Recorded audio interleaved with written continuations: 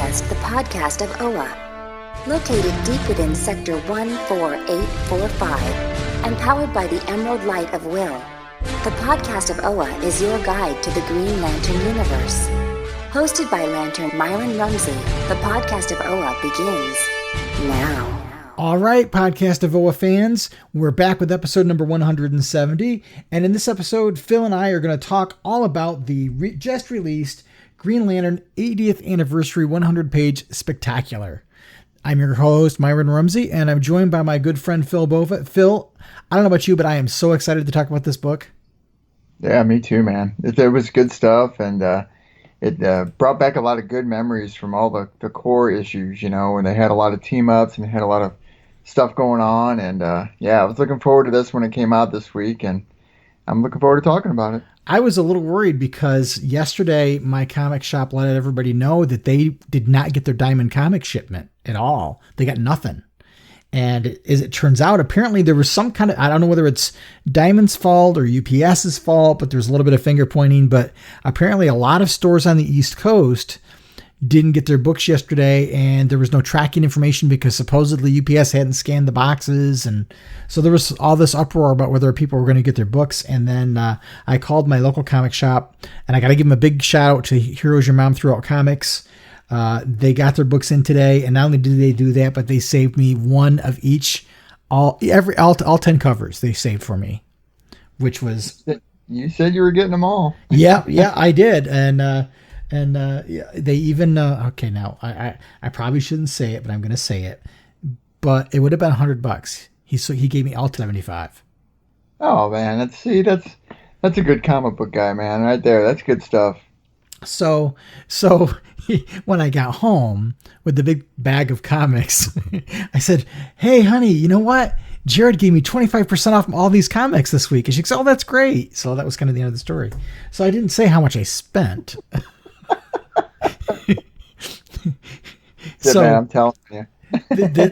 For all you young men out there, I've been married for over 32 years, with my wife for 35. You got to know how to play the game. See, that's your justification. You didn't spend what the person would initially thought you were going to spend. So it makes you look a little bit better. I get it. I got a deal. I know. I show my wife the picture of you on Instagram, and you're holding them all up.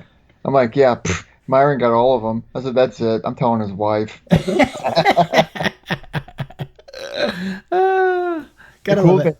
The cool thing was you're wearing the same shirt I have. Actually, the same shirt I have on right now. Oh, that's cool. I'm wearing the same shirt. This is Cosmic Karma right here. Yeah. Hey, we're here to talk about the book, man. We might as well live up to the expectations of it and represent. Gotta have the garb. That's right. So before we launch into this big celebration issue, there's a couple little pieces of Green Lantern news. One is real news. One I think is real fake news.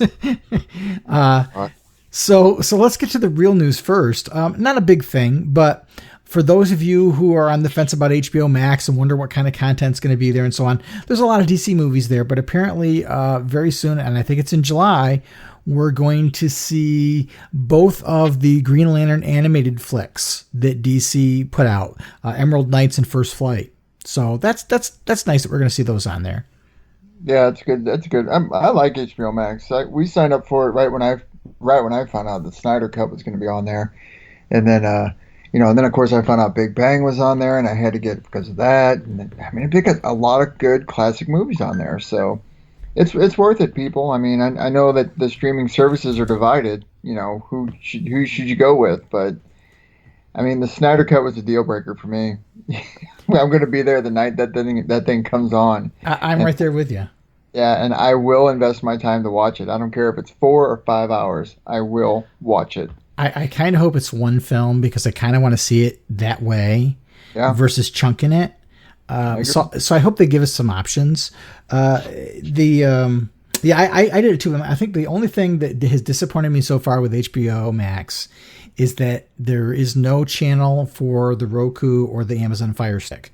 And I'm heavily invested in the Roku platform. I have 3 of them in my house. That's the main way I do my streaming. So I can't get to them from my TV because none of my TVs have an HBO Max Smart app. So I can only get it on my computer right now and my son's TV because he has a Samsung.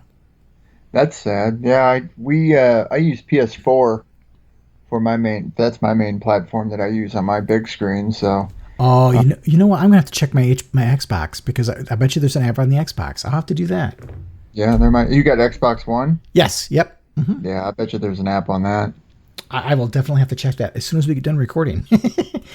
The other thing and actually it's kind of related now that we talk about HBO Max. There's a person on Twitter who has a history of breaking scoops, and this person made a comment, whether factual or being a joke, mentioned something about Ryan Reynolds appearing as Green Lantern in the Snyder Cut. And of course, you know how idiotic social media has gotten and the websites have gotten. Basically, one person repeats it and eventually everybody starts repeating this rumor, and then it gains traction, and you get to see all of these bigger name websites pick up on this as if it's a real rumor. I think it might have been a joke to begin with in the first place. I think it's bogus. Yeah, I thought that maybe they were being sarcastic the way I read it. Not only do I think it's bogus, insulted that rumor would even start. I mean, I don't know, man. I'm kind of far removed from this guy, and I hate the fact that he just keeps popping up after every turn, and especially with his association with Green Lantern. Now, I know he did the film in, what was that, 2010 when that came out? No, 2011, and he did the video game. Yeah, I mean, I know he was big for it at that time, but like the thing that bothers me is like it didn't do very well, obviously, and it doesn't have good fan repertoire to this day. He's far removed from that title, from that movie. He's on to do other things. He's on to Marvel. Let it go. I mean, let it go, people. It's kind of like the Man of Steel debate is still going on. I mean, people are still literally talking about Superman when he killed Zod. And it's like, my God, man. How long was that? Do you people not have a life? I mean, it's time to like let things go. I mean, just let it go. What kills me about the whole Man of Steel argument is that, and not that I want to deter from the Green Lantern conversation, but I feel I have to bring this up because a lot of people who complain about the Superman Zod snapping of his neck thing are big Marvel shills, and they see no flaws in the Marvel films. And I point out that in Captain America: First Avenger, the night before, I mean, that movie to me had the opening best third, the best pre-superhero origin section on Steve Rogers of any superhero film. I think that movie did it best. But the night before Steve Rogers becomes Captain America, what does he say? He says, I don't want to kill anybody. He gets the super serum, and the next thing you know, he's running through the woods shooting at people, throwing them out of airplanes to grisly deaths, and nobody bats an eye. Yeah, but it's okay because it's Marvel, right? I mean, right. That's the thing that upsets me the most about the fandom. It's like, I know you got your opinions, and that's one thing, but don't be don't be double standards here. I mean, Marvel's not perfect, and I'll grant it, Marvel has done well. Duh, everybody knows that. But they're not the golden gems. I mean, they have their faults. If you copy and paste the same movie over and over again, you can do that. But never mind. Let's not get on that subject. It's a sore subject with me right now. But anyway, so is there truth to this rumor? Let's face facts. Ryan Reynolds has gone out of his way a number of times to poke fun at Green Lantern, and basically doesn't talk about it in a very positive light.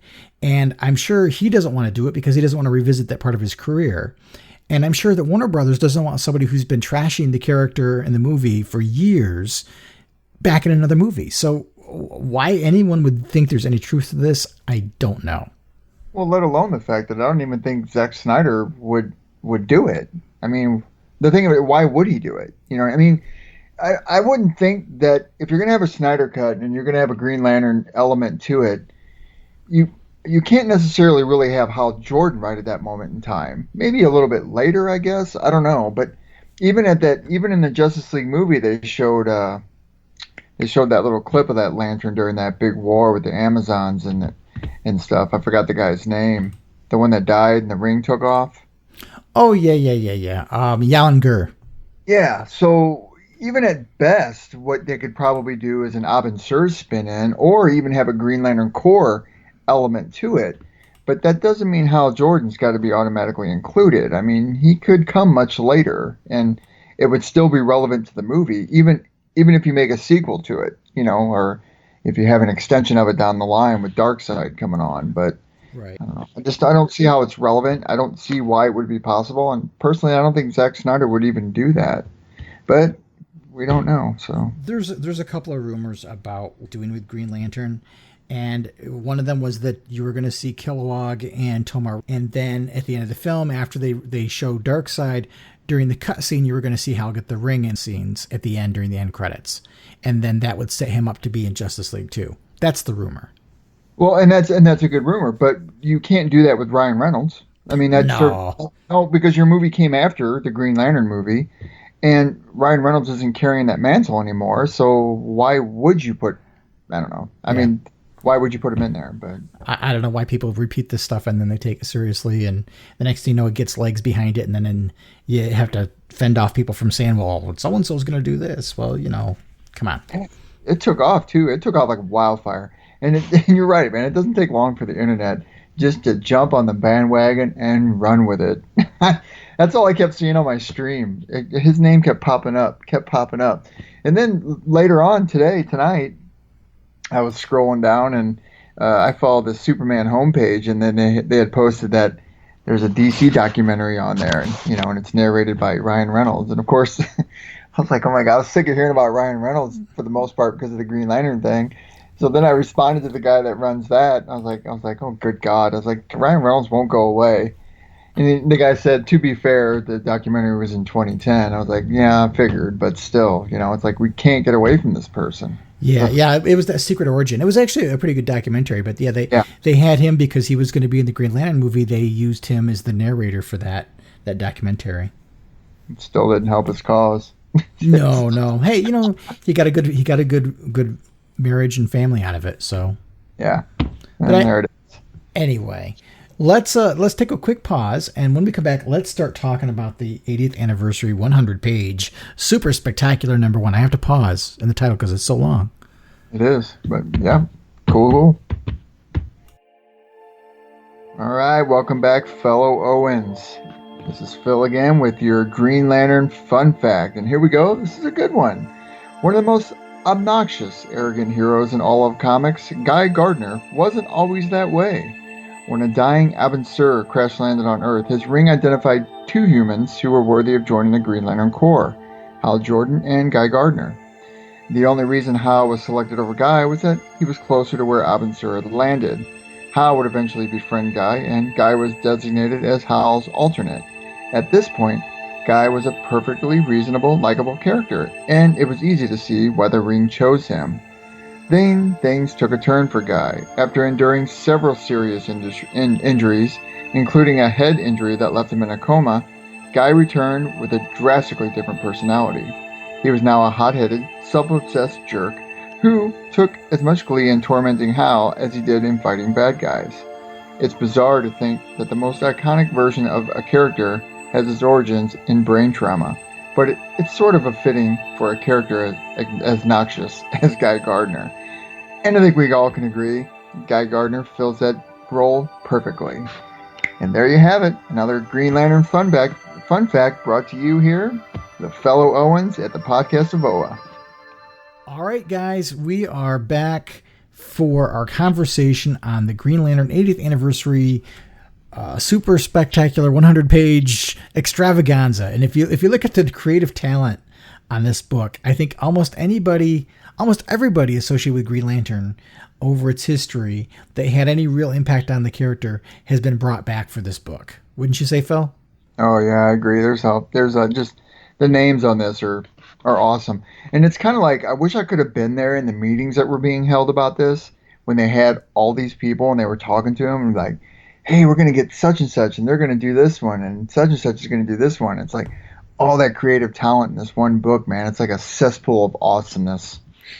I think the only people that didn't get included was Sam Humphries. He was not included to write any of the either the Simon Baz or the Jessica Cruz story. And Bo Smith, I want to say Bo Smith. Yeah, Bo Smith, who wrote Guy Gardner Warrior. Oh yeah, you're right. Hmm. Well, they did include the Guy Gardner warrior stuff in the book and in one of the stories in here, so maybe that's a nod to it. Yeah, absolutely. So let's jump right into it. So the first story, what we're going to do is we'll break this down in chunks. We're going to talk about the stories first, and then we'll come back and talk a little bit about the pinups and extras. But for the first segment of the show, we're going to talk about the first 5 stories, and the first one is rightly so an Alan Scott tale by James Tynion IV and Gary Frank. And the first thing for me about this particular story that really stood out, the thing that really I enjoyed the most about this was Gary Frank's art, because that man, his facial expressions tell so much. There's so much emotion packed in there. When you see Alan going to visit Jimmy's mother, and you see the expressions on her face, you can see the regret and anger and hurt all at the same time. It's so powerful. Well, I mean, for lack of a better word, she looks deflated. I wouldn't say deflated, defeated, because she's hurt, because she's sad, and she has a lot of content. And like you said, you can really, really tell that in the expressions on her face when her and Alan are talking on her porch. Well, and the part where, when he says that, he was the only, when Alan Scott says I was the only survivor, and she basically says that, why you, why? Right. I liked you more before you told me that. Right. I was the only one. I think I was happier not knowing that. No offense. And that's so realistic.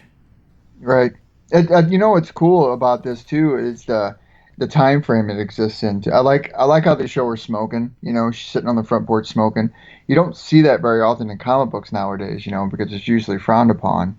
But it's fitting for her as a character and this particular time frame that he's in, that they would show that. Yeah, absolutely. And then they intercut the conversation between Alan Scott and the woman on the porch. They intercut that a little bit with recreations of the panels from All American Comics number 16, which debuted in 1940, the original debut of Alan Scott. But you see kind of modern reinterpretations. He doesn't add a whole lot of extra, but it's basically drawn with modern standards. And those panels jump out at me. It's interesting. Back in the day, obviously the art wasn't, they were trying to get this book cranked out. Gary Frank is such an artist. You see so much detail there in character when he comes through the wall and you see Alan Scott's scowling look. He is so ticked, and he just wants to dispense some justice. Oh, you're right. That's a great shot. That's actually the image that I had shared on Twitter after I read this, and I tagged James Tynion and Gary Frank in it, and they responded and I gave him accolades, because he looks awesome. And I like how the green eyes are really, really focused on. Yeah. In the choice of the black background, it just pops. Mm-hmm. It just, that part I thought was really neat. And the look on Decker's face when he says, "Fools, he's no ghost, it's just a parlor trick." You can just see the anger and the sneering look in his eyes. The artwork really sells the script and sells the story to me. Yeah, I agree. It's a really, really good homage to Alan Scott's character too, and James and even the narrative, the overall narrative in this by James Tynion. He nailed it. Just the back and forth between the stories that he's telling and conveying the messages to Doris, Jimmy's mom. It's a really good interplay on the story, and he kept the narrative tight, and he kept the narrative focused. I think that's one of the things about this story, not only this story, but this entire issue, is you've got 10 stories and then 16 pages of bonus material in a 100-page book. So each story was given 8 pages. These all had to be really written tightly. And it reminds me, it harkens me back to the day when you would buy a regular comic book and there would be 2 or 3 stories in a book. That they were, everything was very succinct. It forced the creative team to not add a lot of fluff and to make sure that everything mattered. Yeah, it made it pretty concise.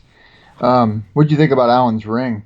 Looks pretty cool, huh? Yeah, I thought that it looked really good. And again, it's one of those things where modern books, the amount of detail that you can put in the book is so much greater than it used to be back in the day. So things like that, the details that Gary Frank put into the ring, it makes it look so much different than what we're used to seeing in a way. Yeah. I love the end panel of Alan flying. The one thing that a lot of people are talking about with this particular story is that Tynan kind of outs Alan as a closeted gay man in the 1940s. And we all know back during New 52, when they relaunched the whole Earth 2 thing and they created a whole new version of the JSA, that version of Alan Scott was also an out-of-the-closet gay man. What did you think about that subtext being added to this story? I don't see no fault in it. Though I will say that I don't know, and I'm not saying this to like throw any kind of fuel on the fire, but when did it come along that Alan Scott would be the categorized homosexual superhero besides or before when Earth 2 came out? I mean, I know when Earth 2 the Earth 2 title came out with New 52 and they were introducing the Alan Scott Green Lantern, and everybody was up in arms about, oh my gosh, Green Lantern's the homosexual Green Lantern and stuff like that. Because I remember when that was released, and I was a big fan at the time, and everybody was talking about, oh, how Green Lantern's gay, huh? Green Lantern's gay, and it's like, okay, well, if you're going to say it, that's fine, but let's be concise here. I mean, a Green Lantern is gay, not the Green Lantern is gay. And so I'm kind of wondering when they decided to pull the trigger on the fact that they're going to have Alan Scott be the harbinger of the homosexual archetype character. Do you know when that took place? Was it New 52's Earth 2? Or? It was the New 52 Earth 2. That was the first time we saw it happen. And I guess that's what surprises me a little bit. I don't necessarily have a problem with it. I generally across the board don't like seeing characters redone for the sake of diversity. I don't. And I don't like seeing changes to things that we have come to know like that. But at the same time, even regardless of my personal feeling about that, for them to do it in this book, I found was not really the right place. I mean, no, I would agree with that. I mean, you could have done a more lengthy title to maybe flesh out some of that narrative a little bit more, and at least add a little more context to it for people that just say, okay, stamp. I'm just gonna put the stamp on this character for diversity's sake. You know what I mean? Just for diversity's sake. And I feel that a lot of comic book industries just try to do that for that sake alone, and I don't necessarily agree with that dynamic. And what bothers me the most is when a lot of people attach themselves to the fact that, oh, well, we're going to have this character and we're going to make them transsexual, or we're going to have this character and they're going to be asexual. There's so much emphasis on the fact that a character has to have a tag or a title attached to them that's what people focus on. And I think it overshadows the character itself and the book in its entirety. I agree. And I guess for me, because we don't know what's happening with Alan Scott and the JSA, it just seems like something that it shouldn't be just dropped in a story like this, a one-off, where is this going to be followed up on? Was this something official? I don't know. It just seems like an awkward placement for it. You've got an 8-page story and you decide to drop that nugget in there. I don't know. It just seems like an awkward place to do it. I would not do it in a book like this that's a super special celebrating the Green Lantern history. And you decide to do that and there's no expounding on that once this is over with. So is this going to become part of Alan's history going forward? I don't know. It doesn't bother me that Alan Scott is gay, but I don't like the fact that this is something that wasn't part of the character to begin with. And I realize back in the golden age, you wouldn't have had a gay character. I totally get that. Totally get the whole idea of a closeted gay man in the 1940s, how hard that must have been. Totally get it. I just don't think this is the place to do it. And, Yeah, I agree. You're right. And I guess to play the devil's advocate here, I guess maybe since the New 52s are too, it's so funny to say that, Alan Scott was categorized as having a homosexual title attached to him. I guess maybe moving forward, James Tynion thought, or the editors thought, well, we need to keep that tagline going, since we opened it up earlier on in the New 52. And I guess maybe that's where the relevance comes from. but we'll never know. But that's just hypothetical, you know. Right. To me, the Earth 2 New 52 Alan Scott was a Alan Scott. This is the Alan Scott. Okay, gotcha. But anyway, I don't want to lament over that part of it. To me, that was just a bit of a downer. I just didn't feel it was the right place. But other than that, I think it's a really neat story, and I love the whole thing about light's purpose is to brighten the darkness, and that stuff. That's just Green Lantern mythology in a nutshell, right there. Yeah, and it harkens back to his oath, you know. Oh, exactly.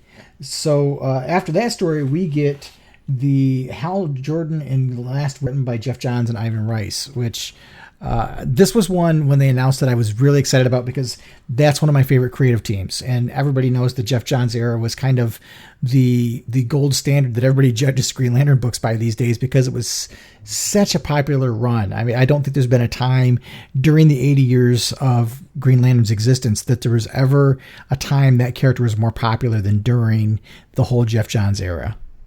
Mm-hmm. Everybody goes to it, you know, and everybody always refers to that line as a jumping on point, you know. And it's kind of funny because it seems like when everybody tells you to start, well, you should start with Green Lantern Jeff Johns run Rebirth. Everybody starts with that, but then everybody says, but you'll want to go back and read the stuff before it, and then you should probably read the stuff after it, you know, to gain some context. So it seems like that's the center point of all Green Lantern titles. That's the way it feels anyway. Yeah, I think, if you looked at the Jeff Johns run, and there were a lot of people that stopped reading Green Lantern after his run ended, that it's almost a complete work. That you could read that and not read anything else and get, in a nutshell, the entire Green Lantern saga in one piece. You could. Yeah, you really could. You're right. But that Ivan Rice, the art on this with Ivan Rice, man, is great. Great stuff. So this one was interesting in that this is probably the one story that had the most amount of humor to it, thanks to its line at the end. But the story starts out with a crash, and you see Hal crashing on the surface, and he's under the impression that the ring can't tell him where he is.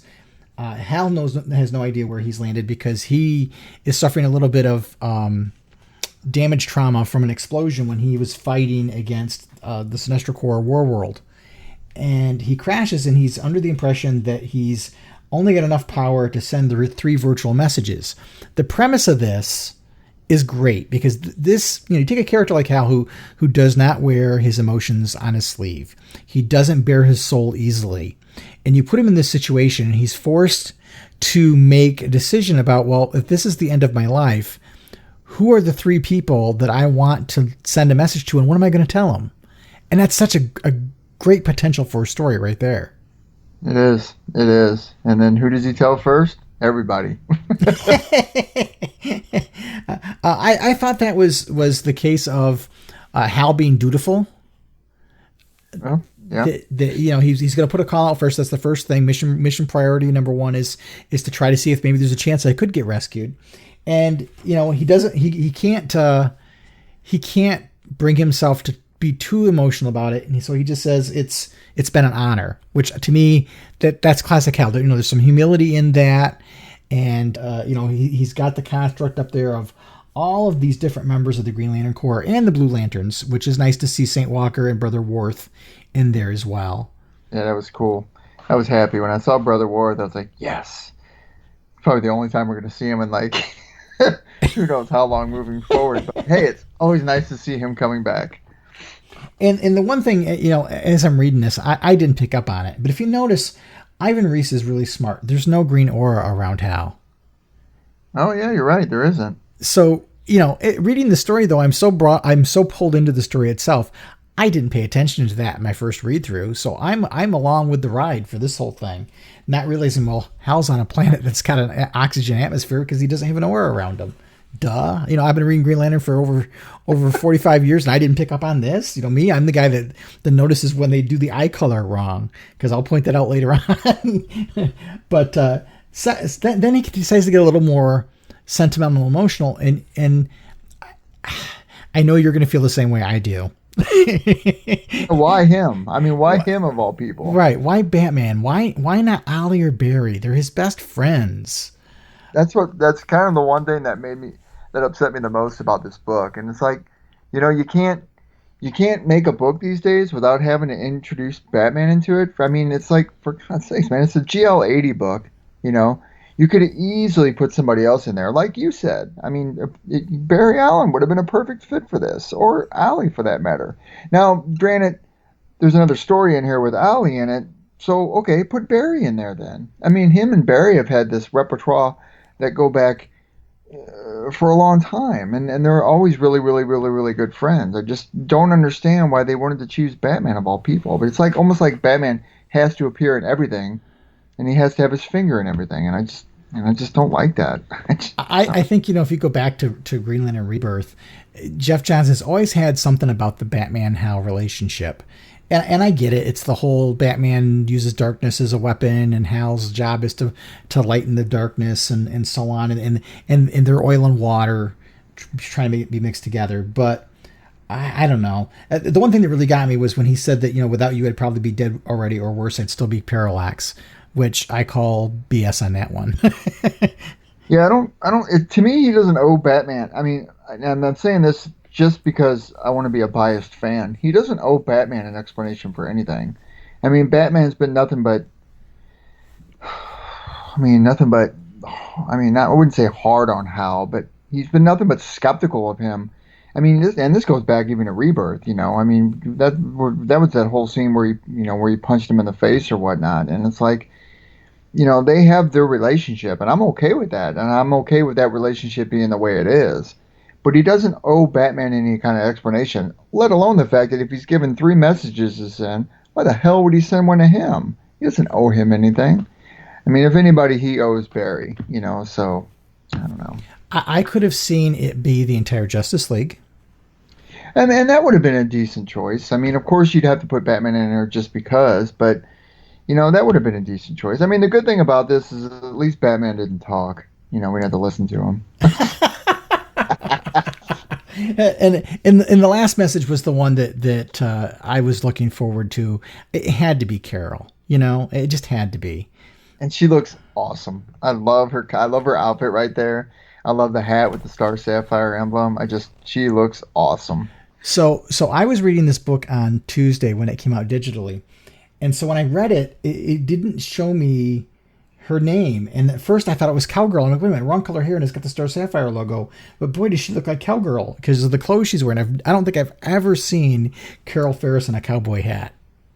And you're right, because when I first turned the page and I saw that, I wasn't looking for Carol at first. I just saw the image of it.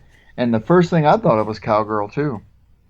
So it's funny. I love the emotional honesty in Hal's dialogue here. He's very honest. There's nothing that he's holding back. He feels that if I'm going to die, I have no reason to have any barriers up anymore. And so he tells her the honest truth that, the only thing he's ever really been afraid of was losing her, which to me is just emotionally powerful. And then he tells her to be fearless and find somebody and be happy. Yeah, that was a touching moment. And, of course, without the big reveal, it's a moment you're like, wow, I mean, this is really, really the end. It feels like the end of a movie, like a drama. And, and your hero is going to die. And then, of course, lo and behold. Right. Well, and the thing, I was in a conversation with somebody on social media earlier today, and we were talking a little bit about Hal and Carol. And to me, the thing about Hal and Carol is they do truly love each other, but they're so, I don't want to say burdened by responsibility, but their sense of responsibility, Carol to the company and Hal being a Green Lantern, that they're so tied up with the responsibility of the things that they love to do and need to do, that they realize they can't give each other all of themselves. And so therefore they sabotage each other because they know in the end the other person wouldn't be happy because they can't give them all of themselves. Do you know what I mean? Sure. It's funny at the end of this. I mean, imagine you're Hal Jordan and you're so disconnected from Earth that you can't even recognize the fact that you're on it. So, the reveal, and I guess we should have done spoiler warnings before we started talking, because we're going to spoil the heck out of this book. But the thing is, he realizes, wait a second, I'm on Earth, and he rounds the corner, and it's Las Vegas. He's in the desert just outside of Las Vegas, and I don't know how he couldn't have heard the cars and all the noise and light pollution, but anyway, he's on Earth, and it's too late to pull back the messages. They've been sent, and at the end, he's kind of sitting there with his arms crossed at the Justice League headquarters. He's kind of laughing at him, and Batman's kind of got a little smirk on his face. Good stuff. It was good. The story was so powerful, I almost regretted the ending, but at the same time, it was funny as all get out, because I'm sitting there going, how did I not realize he was on an Earth-type planet with an oxygen level, because he didn't have his aura around him, you dummy. They duped I bet you everybody felt the same way. I mean, I didn't see it coming from anywhere. I was like, okay, I was curious about, well, what did they have to do? Because, you had mentioned that there are 8 pages for each story. And it's like, okay, well, Hal's going to die. But I got to thinking when I was reading, and I was like, well, why would they have him die in 8 pages? And if he's going to die, what's the point? I mean, 8-page story arc, showing the death of Hal Jordan. And I go, that doesn't really lead to anything for like an anniversary type of issue. But of course, when the big reveal was over, I was like, well, that makes sense why they decided to go with that particular kind of story. Right. I almost had hoped that Carol was going to rescue him as Star Sapphire, and she just heard the message while she was flying there. That would have been cool. But this story really wasn't 8 pages. It was only 6, because when you look at the first 2 pages, they're nothing. Yeah. I think they could have shrunk that down to 1 page, and we could have gotten another page of story, but the story is so tight, you almost don't need it. Well, and maybe it was a jab. I guess maybe it was a jab on Hal, because he's never on Earth and he's always away, and maybe this is one of those things where a practical joke was being played on him, because he's genuinely missed on the planet, and in the Justice League for that matter. I know this may be an unpopular opinion, but I really do miss Hal in the Justice League. Oh, I fully agree with that. I hate that he's not in it. I mean, I don't get me wrong. I mean, I'm cool with what they're doing, but like, he has always been a member of the Justice League, and it just seems like, what would you say, the last 8 years maybe? He's just been. It seems like he's kicked off, and it's like they don't even pay attention to him anymore. Right.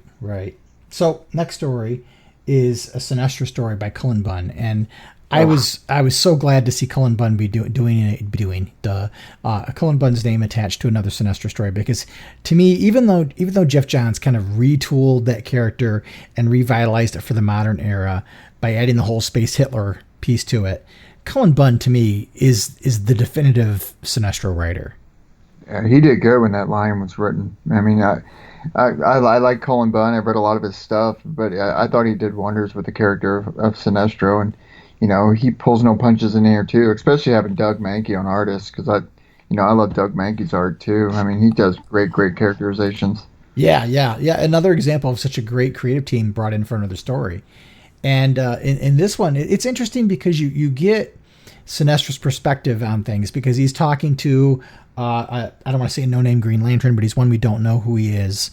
I've never seen him before. In fact, I did some research on the space sector in 1961 to see if I could find out who it was, and they've never shown a Green Lantern from that sector before in 80 years. So he's talking to this no-name Green Lantern, but you really see his perspective. And the thing is, if Hal's a humanist, Sinestro's really pragmatic, but his moral compass is broke. And so he doesn't, to him, the end always justifies the means. But you can almost find yourself rooting for Sinestro. But then you realize, he's crossing the line, but at the same time, he's not wrong. Yeah. No, he's not. You're right. And a lot of his narrative is really spot on to his character, And, it's cool because he brings up fear a lot. Yeah, and he talks about what his fears are, which I thought was really powerful. That he talks about, basically everything he was afraid of came true. Mm-hmm.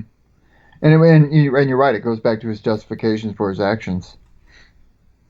Yeah. Yeah. It's neat. It's just to me, it's a really good story. I wouldn't say it's poignant and it's the best story in the book, but I think it's just a very strong story. It tells people a whole lot about Sinestro in a very short period of time, and why he's so dangerous with that yellow, because he's faced all of his fears. All of his fears have come true, and he's taken it and he's mastered it. He's accepted it all. Well, let alone that we haven't seen Sinestro in anything besides briefly and maybe an issue or so in the past, going on almost 2 years now. Let alone that he's in his Sinestro Corps outfit in this one. Yeah. And this did have one of my faux pas, one of my pet peeves about the artwork. There's a scene, that giant construct with Hal and Sinestro and the rings in the wrong hand on Hal. But I knew you were going to catch that. I knew you were going to say something about that. I hate that I pay attention. And here's the stupid thing. This is how stupid I am. I can catch stuff like that on the first read through, but yeah, I didn't see the stinking aura on Hal missing in the last story. But you're right, though. I saw those constructs. I'm like, well, Myron's not going to like that. It looks great otherwise, but stuff like that always gets me. I don't know why. There are three things that bug the heck out of me. One is rings that are either on the wrong hand or missing altogether. Two are the boots being white, and three, it's Hal's eyes being the wrong color. That's because it's because you know the true nature of the character, man. Not many people are. Most people are superficial when they read, and I mean that with respect. It's not a bad thing, because a lot of us are that way anyway. But it's you know the true nature of the character, so your expectations are at that level. Whereas in Joe Schmo or whoever's reading the book, they're not going to notice that kind of things, and stuff like that's just going to fly over their head until it's pointed out to them. It's like leaving the Batman logo off of it, or putting Superman with the S backwards, and it's not Bizarro. Right. Stuff like that. Just I don't know. Just it eats at me. I don't know why. It's a disease of some sort, I'm sure. But back to the story. I loved how Sinestro embraces the title of terrorist, and actually, when he says it, he emphasizes the word terror, which I thought was really cool. Seems like he likes it. Yeah, he does. And in the end, he helps make the Green Lantern make a decision for him. In the worst way, he basically kills the guy. But I just thought it was neat. Sinestro doesn't see any problem with killing. For him, it doesn't matter. The end justifies the means. But another strong entry in this book. I mean, all of these stories so far have been strong. Whether there's little nitpicky things here or there or not, they're still strong stories. And what about his smug comment at the end? Let's see if the next candidate is better suited to such a grand responsibility. Yeah. And that's telling to Sinestro, because he still thinks of himself as the ultimate and the greatest Green Lantern of all time, And I think that's one of the issues that he always struggles with, because a lot of people still think Hal is, And in Sinestro's mind, he is. He always has been that way. Well, I liken that to if you're a professional athlete, or if you're in any one of these kind of competitive things, you have to think you're the best. Sure. And Sinestro's no different. I mean, I'll be honest with you. I think he's greater in some regards than Hal Jordan is, but for different reasons. Mm-hmm. And again, it all comes back to their characterization. They're both set on different paths ever since that split between them. And Hal has become great in his own right and overcome many things by his own standards, and Sinestro is the same way, but albeit under the guise of what their rings stand for. Sinestro's fear, he overcome all his fears, he's faced all his fears, and Hal Jordan with his willpower. I mean, it's a tandem personality, it's a tandem friendship that they both have, and to be quite honest with you, even at this point in how they are with one another, one can't exist without the other. It's kind of like the yin and yang thing. I will go so far as to say I think that the Hal-Sinestro relationship is even stronger than the one between Batman and the Joker. They're both, in both cases, the villain and the hero are opposite sides of the same coin, but in Hal and Sinestro's case, there's the friendship layer on top of that. Yeah. Yeah, and that's the thing about the Batman and the Joker. There's been so many. I mean, I don't know. I haven't read Batman. I don't read Batman. I don't read the Joker for that matter. So I really can't. There's no tie besides the fact that besides the Joker is a villain to the Batman. this with between Sinestro and Hal Jordan, to me, it feels like there's a tie between those two, and that goes back to that, like I said, that initial split between when Sinestro left the Corps, and when it comes to Batman and Joker, the only tie I ever knew they had was when it was retconned that the Joker was killed his parents or something like that. I don't even know. I don't even know which origin they're going off of. But I've always felt that the Joker is just Batman's villain, and that's all it is. And he's just has a tendency to get under his skin all the time. The thing about the Sinestro is, the Sinestro has always been side by side with Hal Jordan, whether they're fighting on opposing sides or not. They've always been elevated to the same levels, and they've always been side by side throughout those elevations. Agreed. And another strong story. The next one, I kind of approach this with some trepidation because I don't know if this is Denny O'Neil's last comic book story, but it's probably his last Green Lantern, Green Arrow story. So What'd you think? I found it very interesting. I almost found it very reflective. I almost felt like Denny O'Neil wrote this in a different state of mind than he would have been back in the 60s when he did the Hard Traveling Heroes era. I was pleasantly pleased to see him teamed with Mike Grell instead of Neil Adams, only because I know this is going to sound heretical or something, but I felt the Mike Grell Denny O'Neil run was better than the Adams O'Neil run. Okay. Only because I felt like I get the socially conscious thing and all that stuff, but I felt it was that the story was done at the detriment to the characters. I think that they pushed Hal in one direction and Ollie in the other direction just to tell socially aware stories, and then those characters both got brandished with that kind of political perspectives, and I don't think that was necessarily accurate. The whole Hal out of touch thing and the I don't want to expound on it because I don't mean any disrespect to Denny O'Neil, but I found the Mike Grell stories better. I'm just going to put it that way. Okay, that's fair. I mean, and that makes sense though. What did you think with this issue, with this particular storyline? It had a lot of callback to the Hard Traveling Heroes arc. Oh, absolutely. Seeing them, Hal and Ollie in the car driving across the countryside, that was really cool. That's something we have not seen in a long time.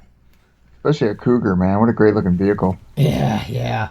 And what I found was interesting is, when you go back and look at that era, Hal was always wrong and Ollie was always right. And this time around, Hal's the one who's more philosophical. And, thanks in a large part to Black Canary, which it was neat to at least see her mentioned here, because I always enjoyed the dynamic of the three of them, and, Hal eating the chili and the dynamic of the three of them together was such a neat little group. But to see that she recommended the Henry David Thoreau Walden book to Hal, and then Hal kind of goes on this little voyage on his own of solitude to find and self-reflect about his place in the universe. And then he comes back and finds Ollie, and Ollie is still this disgruntled, I'm going to beat the snot out of somebody because he's wronged somebody else. And Hal's the calm, emotional one, emotionless. I don't say emotionless, but he's the calm one, the one at peace. And he explains where he's been because Ollie's mad at him because he's been gone for 2 months or so. And Ollie ends up going on the same journey at the end of the story, which I just thought it was interesting. It wasn't an action-packed story. Like a lot of these so far, it's been character-driven moments, which I think is neat. I liked where he ended up, the Fortress of Solitude. Yeah. What if he's with Superman and contacted Superman and say, hey, look, man, I'm bringing my friend up here. He's going to sit around and read a book for a couple years, so I just want to let you know. Well, and to me, it was also neat to see how the old uniform with the 70s hair. Yeah, that was cool. And like I said, that goes back to that Cougar, man. They brought back that 70s Cougar. Yeah, that was just cool. I enjoyed it. It was a different story. It was a little bit of a palate cleanser, certainly bittersweet because of Denny O'Neil's passing. That's for sure. And I guess maybe I read it differently knowing that. But I just thought it was interesting to see, when you look at the Jeff Johns era, one of the things about Jeff Johns era was that he was he liked to make Hal look dumb sometimes, and that bothered me a little bit. And here you see the whole different side to Hal's personality. Some of what we've seen a little bit during the Morrison run is that he's more contemplative. There's more thinking going on under the hood. That harkens back to the whole John Broome era when, Hal was very much more of an intellectual hero than he is during the Johns run. He's more of an action hero in the Jeff Johns run. That's a good point. Yeah, I didn't even think about it like that. So yeah, I like the story. I thought it was interesting, and again, I think the comic world and the world in general will miss Denny O'Neil, and I thought this was a neat little send off, especially since it's such a philosophical story. Yeah, it was. It kind of makes you wonder what kind of mindset he was in when he wrote this. Like you said, you don't know if it was his last one, and of course, nobody has a premonition of when their eventual demise is going to come. So even when he wrote this, he probably didn't know that if he wrote this before his death, that his death was coming. But it kind of makes you wonder, with this being as philosophical as it was, if he did have some kind of a notion that, he wasn't going to be around much longer, True. Again, another strong story. So the next one jumps into, I'm sure Kyle Rayner fans were so excited to see the return of a Ron Mars, Daryl Banks, Kyle Rayner story. Oh, absolutely. I mean, you knew when that team up was coming. You knew you knew the Rayner fans were licking their chops, man.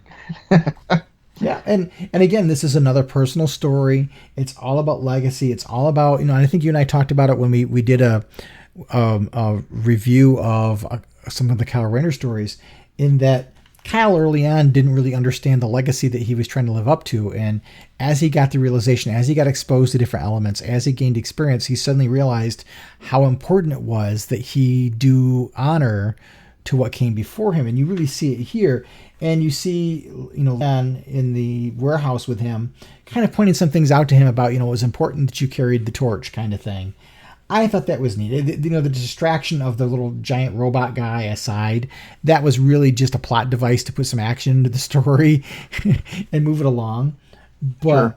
And again, you got to see Daryl Banks draw a crazy construct, which that whole era was kind of known for. But you see Kyle in a very typical Kyle-esque story from his early days almost, but there's this maturity about the character that wasn't there back then. Well, and the guy, the warehouse worker, the guy gives him validation because Kyle has always had his doubt, about his, I guess more or less his place, let alone his place on the Corps, and that harkens back to that legacy. And it's cool that it's cool that this person gives him validation, be like, you were a solo act, you kept it all going, and now there's a lot of you again, furthering the fact that, what once there was none, now look how many there are again. You brought this back, you were the one responsible for it. Now I'll argue against that, but more or less he was responsible for more bringing in the Green Lantern Corps, bringing it back during his run. And I think you see how Kyle has understood how his role has changed, and he's accepting of it. In fact, he's somewhat relieved that he doesn't have to do it alone. And, right. The line where he says, "Where I learned the job is a lot easier with friends," I think is important for the character.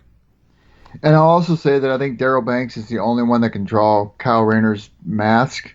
You're right. Worth crap, I mean, I don't like the mask to begin with. I mean, I always had thought it was kind of clunky looking, or kind of sometimes it looks goofy, and some artists really don't have a tendency to get it right, and it just, sometimes it looks like it's taken over his whole face, or it just looks like it's like this big visor stuck on his face. I mean, it just sometimes it looks bad, but Daryl Banks has always kept it concise, and I think he's the only one that could really do it right. Yeah, I think Ethan Van Sciver did a good job when the mask reverted kind of back to Kyle's crab mask, as it was referred to. Did a pretty good job, but I think Daryl Banks is the only one who's been consistently able to pull it off and make it look not stupid. Yep, I agree. But yeah, another strong tale, and that brings us halfway through the number of stories in this book. I mean, we're only halfway through, and we've been talking for probably a good 40 minutes or so. Oh yeah. I mean, but the thing about this book is you could just talk and talk and talk, and I mean, there's so much stuff in it and so much details that are focused on in this book, and I mean, you could talk about this book for days and weeks to come. Exactly. There's a lot here. So with that said, let's stop for a few minutes, and you and I can take a quick break and catch our breath. And I don't know about you, but my throat's a little dry, so I need to get something to drink. So we'll come back in a few minutes, and we'll pick right back up where we left off, and we'll cover the back half of the book. All right. Sounds great. In brightest day, in blackest night, no evil shall escape my sight. Let those who worship evil's might beware my power, Green Lantern's light!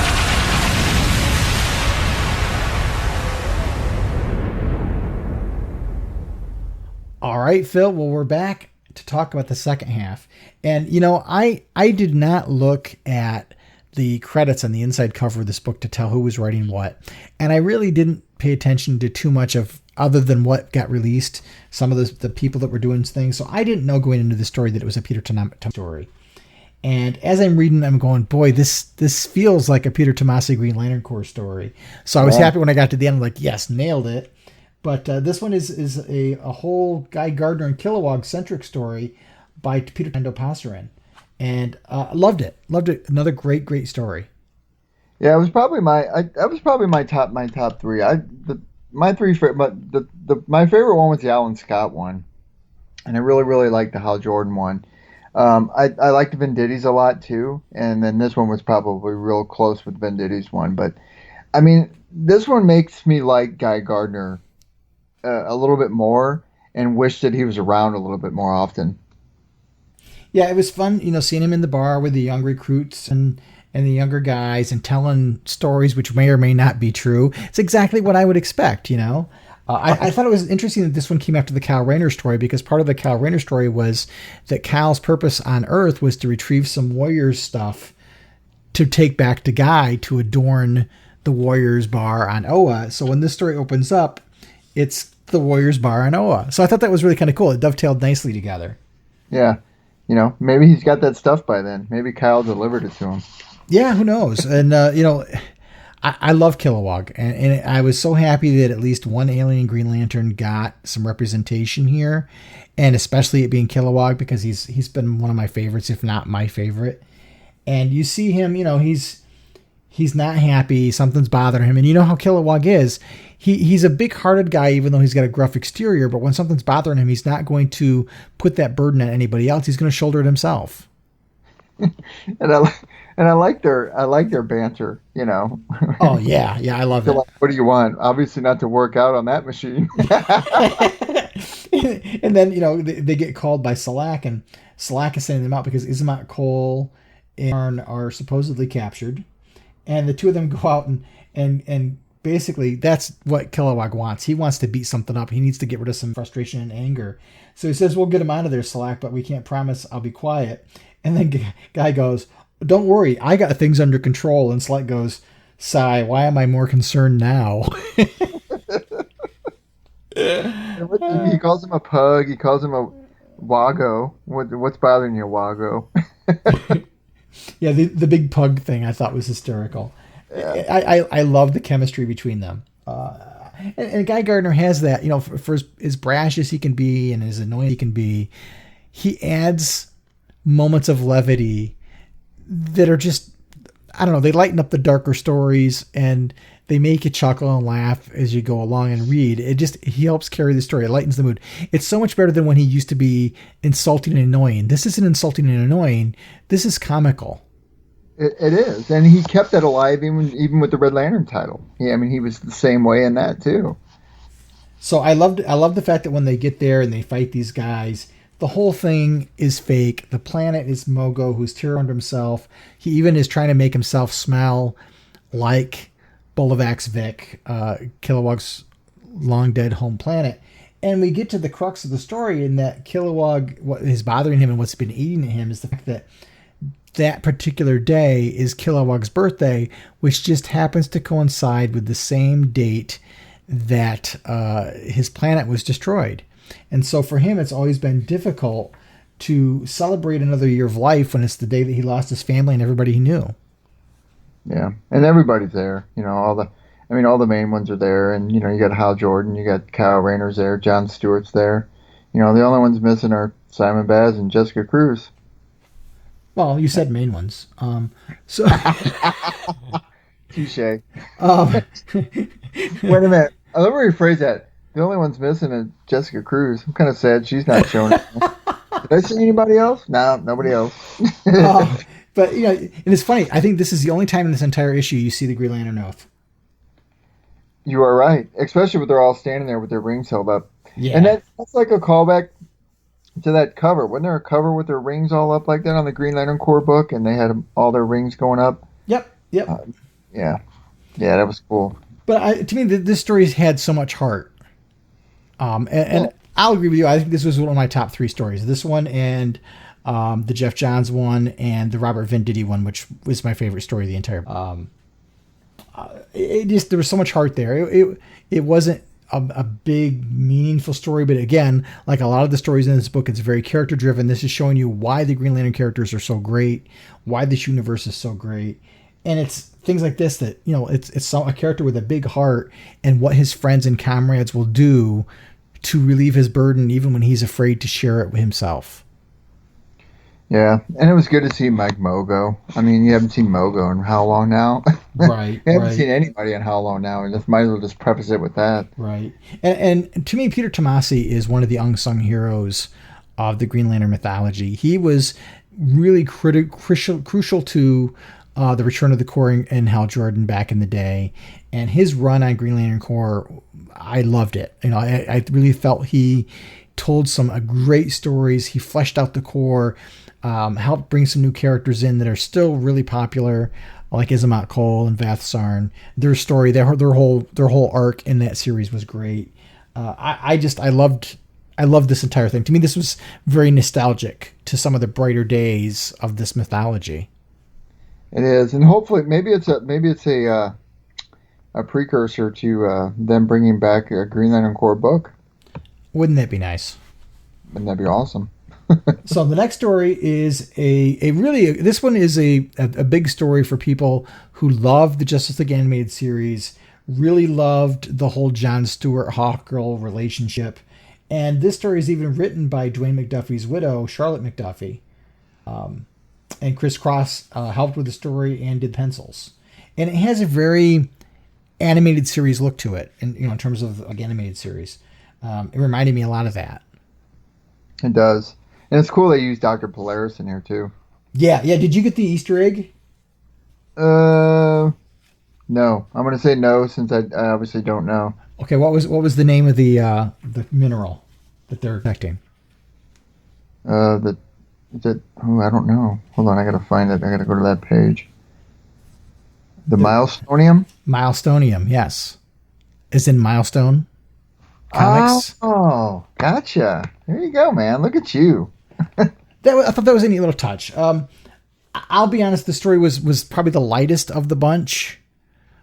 Straightforward adventure, not a lot of character development. To me, this is just about nostalgia and revisiting something that was important for the Jon Stewart character, because he never saw the popularity in printed comics as much as he saw through the animated series. So to kind of revisit that, even though this is not necessarily that continuity, but to make it fit into the comic book format, I think it's a neat little treat for people, that stuff.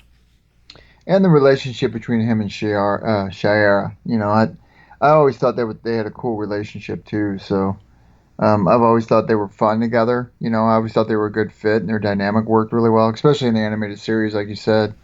But it was cool to see them two pretty much are the only two in this title. I thought that was fun.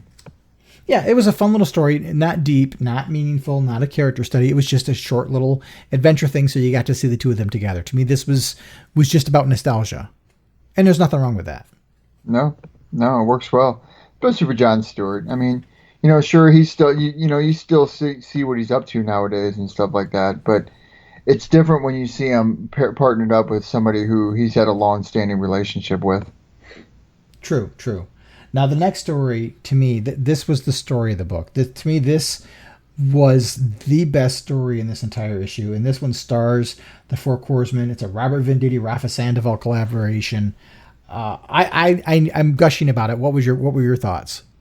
Oh, it was spot on, brilliant. I mean, it was just. I think it's cool how they're all sitting in the bar and just, they're sharing stories and it's their older versions of themselves. Like Kyle Rayner, it doesn't even look like Kyle Rayner. No, he was the only one that really. If I have any qualms about how they looked, Kyle does not look at all like what I think Kyle would look like. But to me, the core of this book, no pun intended, is a revisit of how. I mean, I don't think people give Robert Venditti the credit he deserves, in that he nailed the camaraderie between these four guys. He figured out a way to get all four of them together and give them a dynamic. Each one of them could pair with any one of the others and still have an interesting story, but you get all four of them together and it just, they just shine together.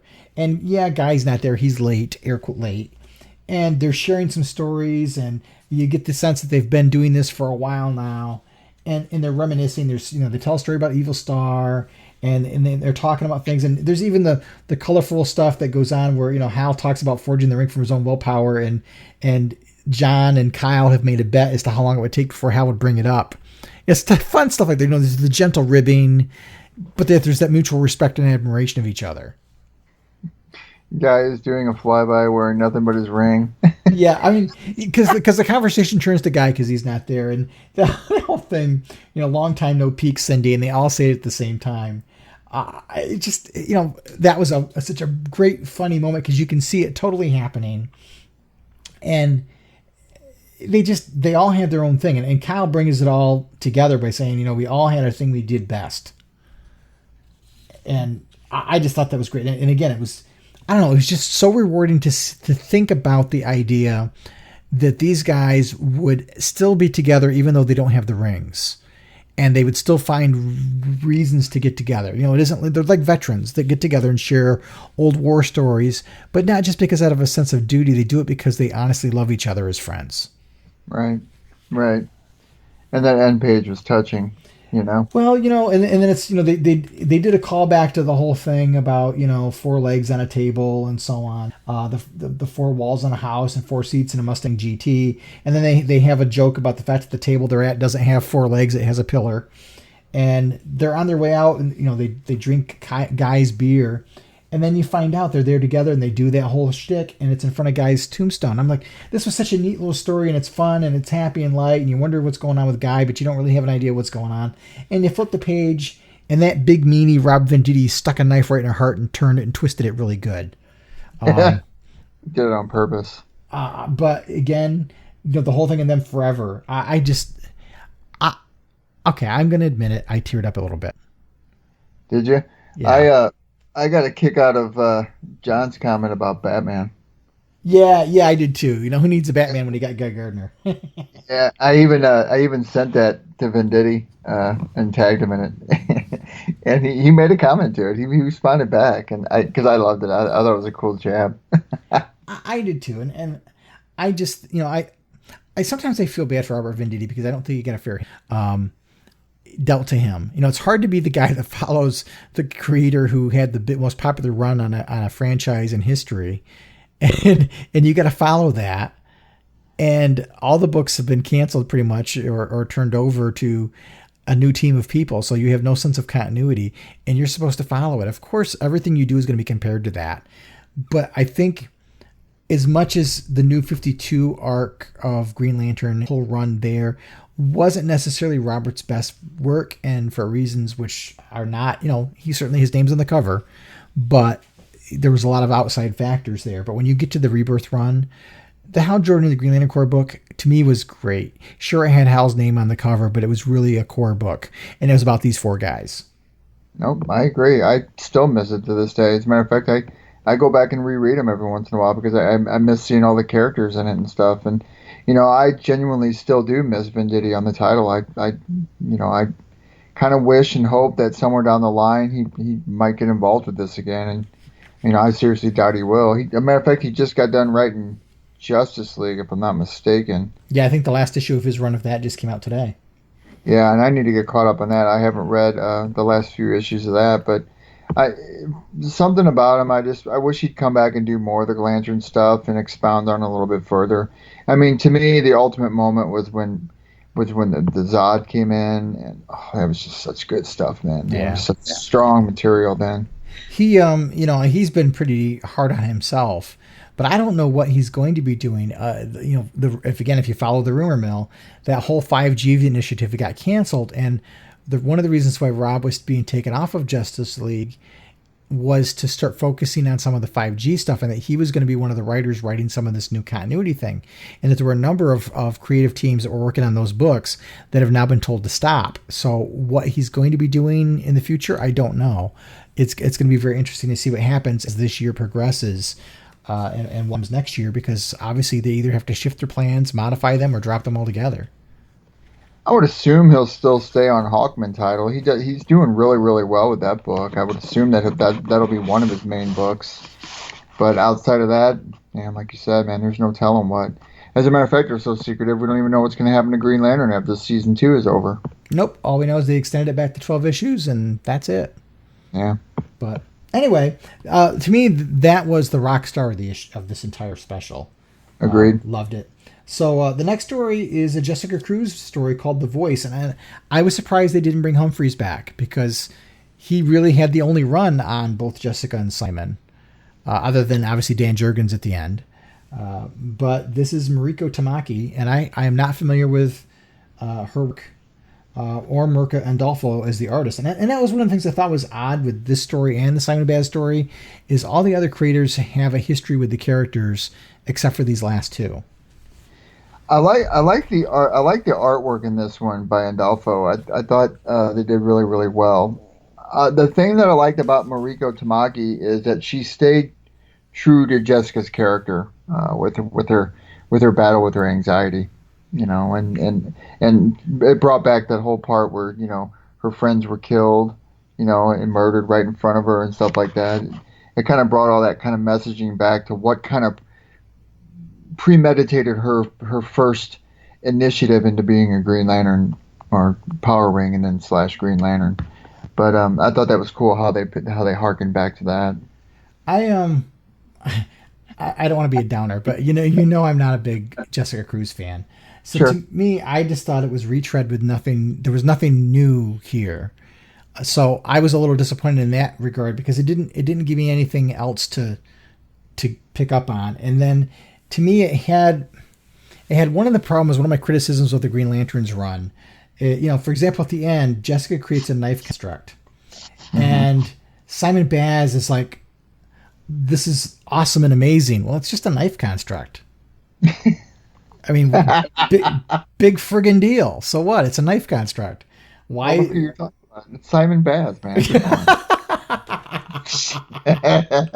But you know what I mean is it's Simon is only there to prop Jessica up.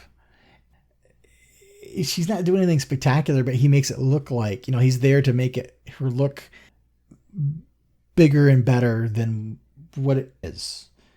And let alone this villain. I mean, what is he? It's not Killer Shark, but I don't even know who this person is. But no, I don't either. And I understand that basically the writer's trying to get you to understand what it's like to have anxiety and have those different voices in your head. And I totally get it. It's just not my thing. Well, they did harken back to when they were walking off at the end. They would go for pancakes, and that was something that they always did in their book. They went for pancakes. Yeah. See. I think I know what my problem is. I'm not a pancake guy. I'm a waffle guy. Well, I mean, coupled by the fact you're not exactly a Jessica Cruz guy, or for that matter, Simon Baz guy. So, all in all, that story did not fit well into your profile. No, it didn't. But I read it. I gave it a chance, but it just didn't. It didn't resonate for me at all, and whatever. But anyway, so the last issue, the last story in this issue is a Simon Baz one. So we get a Simon Baz solo story written by Sina Grace, and I don't know if it's Sina or Sina, apologies if I've mispronounced it, and Ramon Villalobos is the artwork on this story. And Phil, I know you read this one with rapt attention. What did you think? Yeah, so for clarification and for full disclosure for all our fellow Owens out there, I didn't read it, and so okay, I have my justifications for it, and I mean, people can fault me for it, and I'm okay with that. I'll take the criticism. I mean, this all goes back to what we always talk about. We all have our likes, and sometimes your brain can muscle through things that you don't like. Okay, I'll just endure it. I'll suffer it. Now, granted, the whole entire Green Lanterns run with Jessica and Simon, I muscled through all of it, even given the fact that I did not like Simon Baz. I stuck with it because I like Jessica Cruz, and at the end I jumped over to Odyssey and I read some of Jessica and that, and of course, the rest is history. So that said, Simon's been gone. The one thing I didn't like about this, and this all goes back to your own personal preference, the artwork really got me.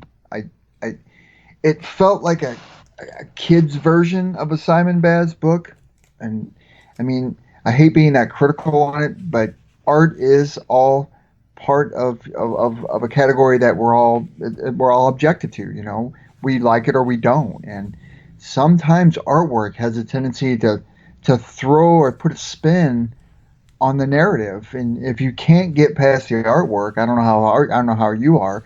If I find artwork that I do not like, it's hard for me to pay attention to the book. I agree. It's a visual medium, and it's hard when the artwork takes you that far out of it. You almost can't read it. Now, I did give it justice by flipping through it, and I thought it was. I'm glad that they decided to include him in there because he deserves to be included, mainly because he has been around for a little while. He is part of the Green Lantern mythos now, so credit is where credit is due. And for any Simon Baz fans out there, I'm all for it. I'm glad that they decided to put him in there. But I will be honest and say there's a lot more they could have done outside of just having Simon Baz in there. They could have included a lot of people in this book. But seeing as he's one of the main lanterns that has been focused on in the past few years, it makes sense why he would be in there. It also makes sense why it would go last, at the very end of the book. And it also makes sense that, I didn't want to read it. I got to that point of the book and I was like, I'm a Green Lantern fan and this is the anniversary issue and I should probably give my due diligence and read it all. But I don't have a liking for his characterization at all, period. So I kind of thought to myself, why should I read it? I mean, if I'm not going to get anything from it, if I'm not going to put anything into it, I'm not going to get anything out of it at all. So I just kind of bypassed it, man. Sorry to all my fellow Owens, and you can criticize me on social media. I take it. I'm fine with it, and I'm cool with it. People joke with me all the time about it. There was a joke today about Simon Baz. Somebody responded on our Twitter account about it.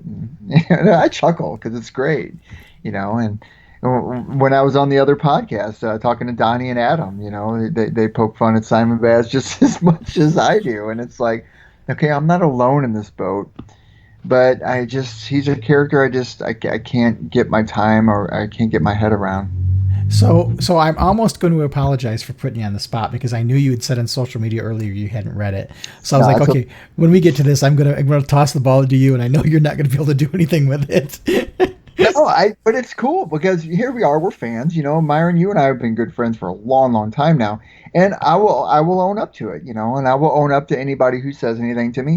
Hey, why didn't you read it? Why didn't you read it? Why didn't you read it?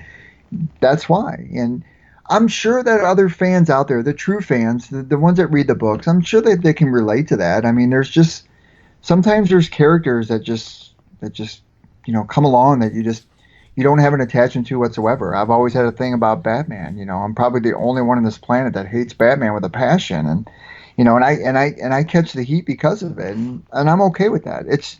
It's justifiable that people would look down on somebody because they don't like Batman, because Batman's supposed to be the icon of all superheroes when it comes to the DC universe, and they're entitled to that thought process. But that doesn't mean I'm not entitled to my own.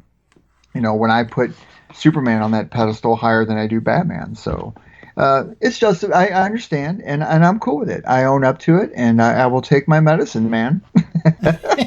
Well, I know what you mean about the art, because to me there were an awful lot of empty backgrounds with just color hues and so on. And then there wasn't enough detail in Simon's outfit. And I think, to me, it underscored the problem with the costume design for Simon Baz. That, I'm going to call it what it is. It's a gimp mask. The gimp mask doesn't allow you to have enough facial expressions. So you don't get enough of the emotion of the character, for one thing. And then the artist in this case is drawn it almost flat. So there's no texture or dimensionality to it. Mm-hmm. But story-wise, from what I understand, Sina Grace is also a Middle Eastern American like Simon Baz. So he's got a unique voice to give to Simon. And there's some things about this story that really bother me. But then I also see the potential where there could be a much greater dialogue. Like, I think there's potential with Simon Baz to talk about the discrimination of people against Middle Eastern folks. But then there's also the possibility to talk about what a Middle Eastern-based hero might do to prevent his fellow people from tarnishing their religion by using it for radical means. And I think that could be very interesting. Right. But what we get here is, if Phil, if I want to have a conversation with you about a hot topic, the last thing I would do is say something incendiary about what may or may not be your viewpoint, right? Sure. Because I want to have an intelligent dialogue. And if I want to talk about something political, the last thing I want to do is do anything incendiary. Because it's like prefacing the conversation with an insult and then getting involved in a conversation. Right. So when you get to the story, you're seeing a lot about them talking about how they're being treated by customs, because Simon's basically got his aunt there on a family trip, and she's had some issues going through customs and being insulted by people. And then they go to an art exhibit, and there's an individual walking around that Syrah, you remember Simon's sister Syrah, she sees, and she is wary of him. And the guy's wearing basically khaki type material, and he's got fingerless gloves, but he also has a red ball cap. So you know where it's going, right? Because rather than, to me, if you're going to talk about politics and you're going to get into that stuff, you need to do it intelligently. I don't want a writer to beat me over the head with one point of view. I want a writer to make me think about it. About an issue. And this is the unfortunate, I'm going to, it doesn't say Make America Great Again on the hat, but it doesn't have to. Right? It doesn't have to, man. It's the symbolism itself, man. Right. So, of course, Syrah makes a comment about it. And Simon says, and this is where it gets a little interesting, and I don't know whether the writer did this on purpose or not, but earlier they talked about racial profiling. So when Syrah says, well, he looks suspicious, Simon says to Syrah, well, look who's racial profiling, Syrah. And then Syrah says, well, I'm being serious, Simon. You and Nazir don't need to have the hyper awareness of your surroundings like I do. And so because of that, Simon decides to scan the guy and discovers, yes, he's carrying weapons and he's there to do harm. So I want to flip that on its head. Does that mean that the writer thinks that racial profiling is justified because it did for Syrah? It would seem like it, but it all goes back into that whole political hodgepodge, right? I mean, sure. If a Muslim's going to be racial profiled because of certain traits, does that mean that it's okay for us to do the same to somebody, like you said, wearing a red hat, for that matter? Right. Or is it racial profiling, or as she puts it, well, I'm just hyper aware of my surroundings. Yeah. And, to be quite honest with you, in her defense, if that was her intentions when she wrote this book, more power to her. If maybe somewhere along the way with her ideological base, she feels offended by the fact of the racial profiling that does exist, all the time, and maybe she wants to flip that on its head, like you had mentioned where the story was going. Right. To me, it justifies why it's okay to racially profile someone. Yeah. Because the end justified the means. She was right. If she hadn't said something, this person would have done something. So to me, I thought it was odd from that perspective. And the writer, I believe he's a guy, but I don't know what his intent is. To me, as I read it, I'm like, well, wait a minute. Did you just then say that it's okay to racially profile people because if you end up being right, then you've saved people? Because that's how it comes off. Well, and then of course it goes further when the guy says, "Community, you're all a bunch of terrorist killers." Right. It's your own game, you know. Right. And that's a direct slur against the Muslim community. Right. And it's and unfortunately the guy's wearing the red ball cap. You could have done anything with that. You could have made him not have a red ball cap and it would have been just as powerful, but you've just, if you're trying to have some kind of an intelligent dialogue, you've just thrown it out the window. Well, and then of course at the end, I'm reading it as we're talking about it, just kind of flipping through it or whatnot. This is how God sees us, all of us. The unfortunate part about that particular line is, that's not necessarily true from a lot of people's perspective, because you have people that, they believe in God, but you also have Muslims that believe in a different higher power, and it's not God, it's their own form of God, and then you got people that just don't believe in God, and that's not exactly how we feel that God sees all of us, even if he is or is not real, but this gets into a whole gray area when it comes to comic books and when they start talking about politics and religion, man. And it has always been and it always will be a hot zone for any writer when they start touting that fine line when it comes to their rhetoric and their narrative. Well, and it's true. And there's a comment in here about a lot of Muslims turn in other Muslims, they're catching them. They're the ones that are responsible for preventing some of these terrorist attacks. And I think that to me would have been an interesting story, because when you look at a lot of people who have a grudge against people of a Middle Eastern descent, they're like, well, they don't, when 9/11 happened, did they really speak out against them? Did they rise up against these people, these terrorists, because they're taking the religion and twisting it in such a way? But no, they didn't say anything. That's what a lot of people will say. Yeah. So to me, it would be interesting to see Simon Baz do that, because Simon then starts talking about, well, this is what we really believe in. Why are you twisting it? That could have been very interesting to me. Sure. It would have been more of a teaching moment.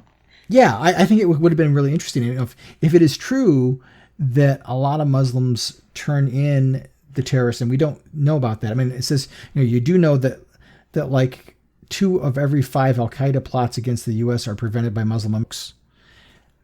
That's information. I'm not sure. I don't know if that's true or not. I don't profess to be an expert, but if that's true, that's a story that needs to be told, because people don't see that. That would be more interesting than trying to take that Venn diagram of Trump supporters and domestic terrorists and look at the cross section between the two. Because if you're trying to teach people to think differently, the last thing you want to do is insult them as you're trying to do it. Right. And, and there's nothing wrong with breaking the stereotype, and that goes into, you could have hashed out a whole story with that alone and broken that common stereotype that's often associated to the Muslim community, right, or right. Middle Eastern descent. I would have been very interested in that kind of a story. And again, could you do it in 8 pages? I don't know. I just felt it was unfortunate that if we're trying to talk about breaking stereotypes, we shouldn't use a stereotype to do it. Well, what we should do, if we have any listeners out there that are of Middle Eastern descent, and are a Simon Baz fan or are not, and did read this story, I would be generally like to see what their viewpoint is on this, coming from their perspective, not because I'm trying to single them out, but because, me myself would like to be educated on that front in certain ways too. And I would like to have somebody's viewpoint that isn't as clouded and maybe as not as judged, coming from somebody like me or you or, somebody from America itself, so if we have any listeners out there that have read this and looked at it in a different way, by all means write in and let us know, and, we'll put your thoughts on the air, and, and that's something that we can talk about. One of the things I did like about the story was talking about community and how we all have the ability to be heroes in our own community. And if we all did that, we wouldn't have a lot of the things happen that does happen, and certainly my criticisms, I don't mean to say any of these things in a way that's inflammatory. I just struggle sometimes when people, in order to try to prove a point, undermine their own credibility by doing so. To me, if I don't mind politics in comic books, I really don't. But what I am bothered by is the notion that I, as the writer, am going to write about one perspective and tell you why you're wrong about yours. And right, it's shoving it down your throat, and that's where politics gets tricky, because right. And the same thing with religion, for that matter, because people get defensive, and nobody likes talking about politics. I mean, I do, because I will get passionate about it, and nobody likes talking about religion, because you always feel like somebody's viewpoint is always going to be thrust down your throat, and you're forced to see things through the lens in their eyes. And that doesn't have to be the case. I mean, you can have an open-ended conversation that's both topical and that can be deep too, and really be comprehensive and really be eye-opening on both parties.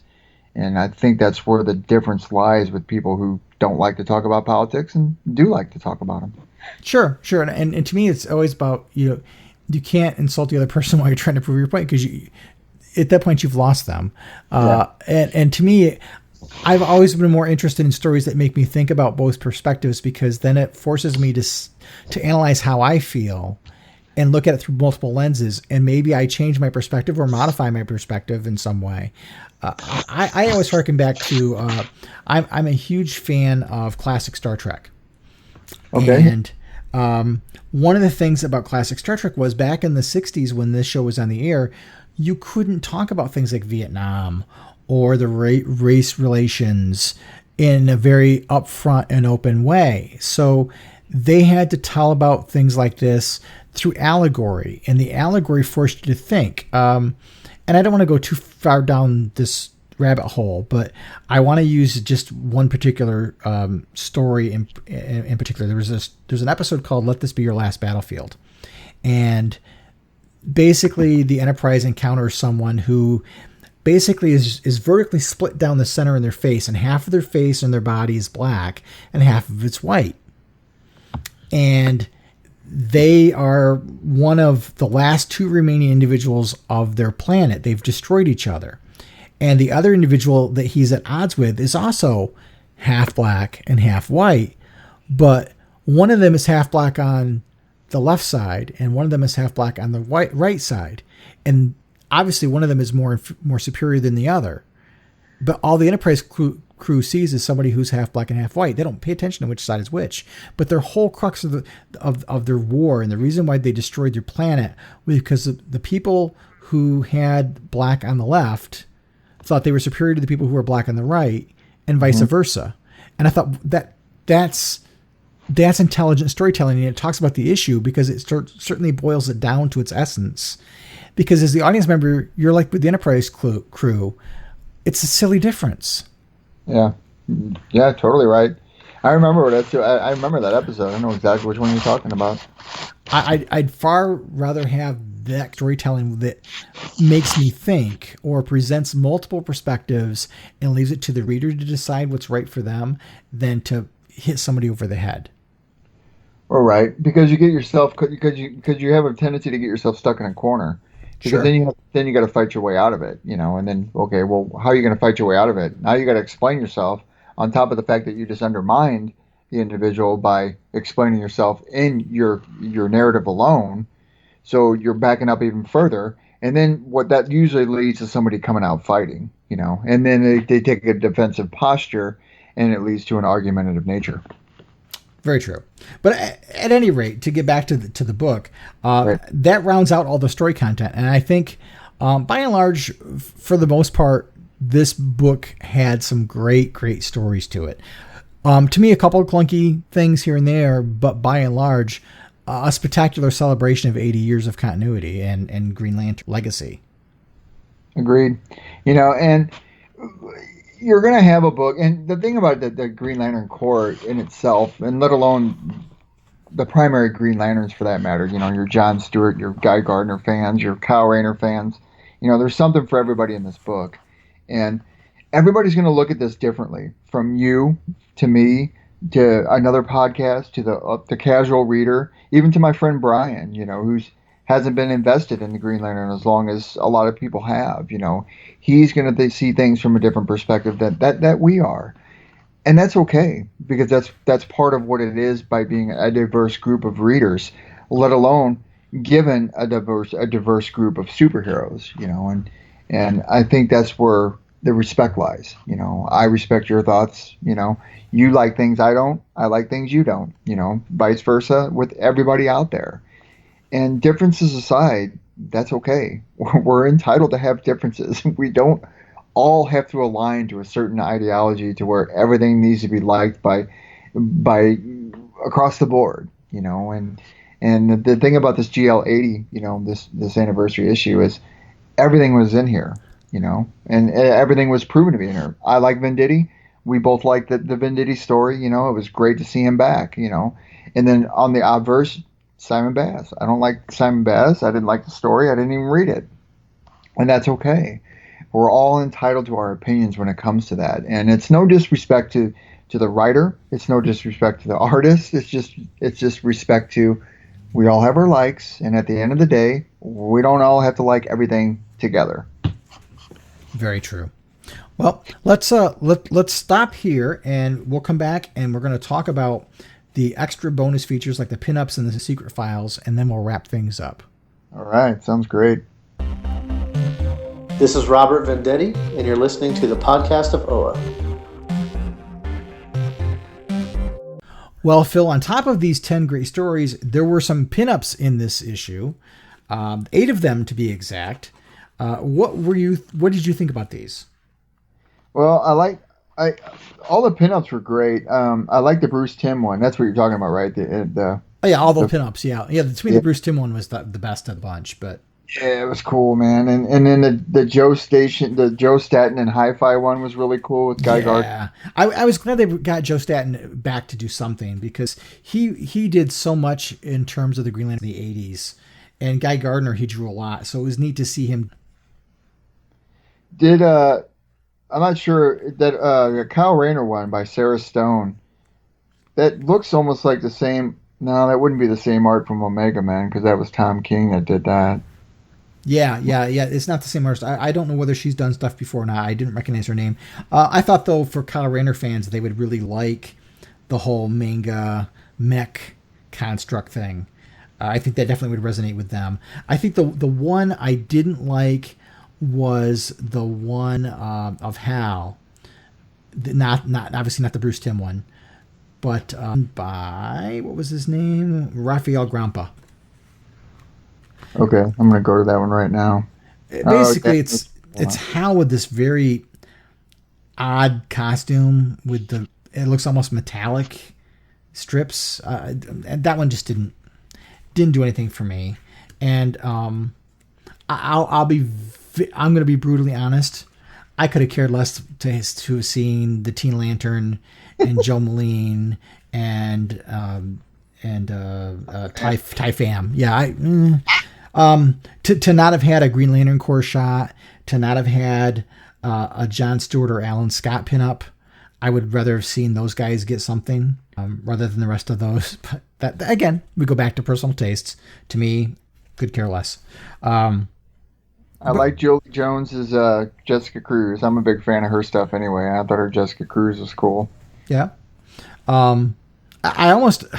Would you have rather seen another 8-page story than 8 pinups? But who are you going to do an 8-page story on? That's the problem. I mean, I guess they could have thrown in any of the... I could have done an 8-page story on Teen Lantern. Would that have been better? No. But I could have had 8 more pages on a Baz's story. I could have seen maybe a Princess Iolande story, or a Jade story, or a story, or a Sornik Natu story.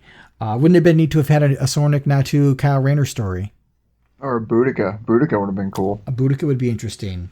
It wouldn't have been neat to have seen another, what was her name? Somar Lay.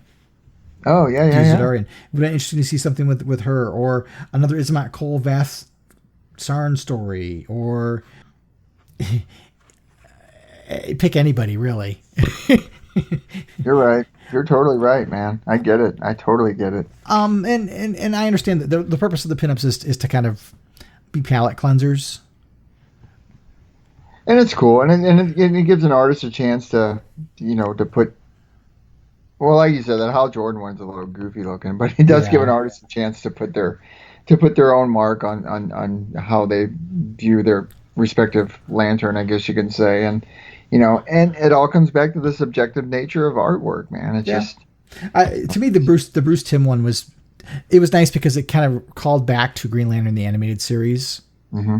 But I would have liked to have seen maybe an Ethan Van Sciver pinup or Carlos Pacheco. He did some of the early issues of the Jeff Johns run. I would have liked to have seen something by him.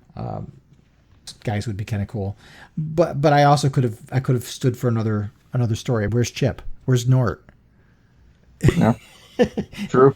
But where's Big? Right. You get to the back, and then there's the secret files, which was kind of neat because they did this back during I think it was during the Sinestro Corps War. They did a whole secret files thing highlighting the Green Lanterns, and they did some of the Sinestro Corps lanterns and so on. And so you kind of get little mini bios in the back. And again, this might be the kind of book where if I had somebody who said I want to get started with the Green Lantern, this might be a book I'd hand them. It's not a bad because it gives you a little taste of everybody, especially the ones that are out now, minus Ty Fan and the Teen Lantern or whatever. I have no knowledge whatsoever of what those characters are doing. So don't know, don't care. Send your emails too. No, I get it. I don't mean to offend anybody. Just whatever. To me, Teen Lantern is one of the dumbest concepts ever. I second that. And if Brian Bendis were here, I'd tell it to his face. No. The one issue I had with Secret Files is it was a lack. They didn't have Sodom Yacht in there. I was a little disappointed. Yeah, I didn't see him in here at all, and the Summer Lay wasn't in here, and she was a whole arc. What I did like though is they did try to cover different eras. Like you see Larvox, who came around back during the Silver Age, and then you see some of the ones that came along during the Johns era. You see some of the ones that that have been created since then, like Von Daggle. You see Raimi Hall. You see Rotlot Fan, again, another classic one. But then you see some of the ones that Venditti created and Van Jensen during their run. 2-6 is in there, which, we haven't seen her in a long time. Or Goran Son, who I loved. I loved seeing him, Goran Son. So you see a little bit of everybody, which is neat. It kind of covers all different eras again. I jokingly wanted to say, there's 8 pages. That means that each Green Lantern of Earth could have had one page. That's a sad statement to me. But anyway.